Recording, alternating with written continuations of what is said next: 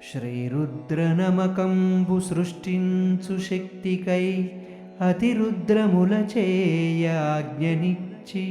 మాధవానందుడు మాటతో విప్రుల వేదరూపంబుల వెలుగు చూపి ధర్మకార్యంబులే ధరణి రక్షణ సేయు అనుచుతా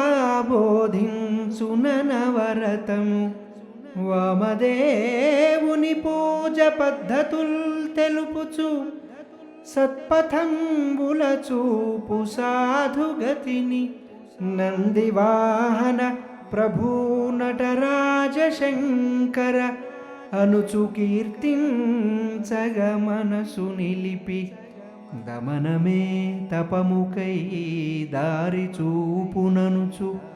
హితవచనంబుల హృదిని నిలపి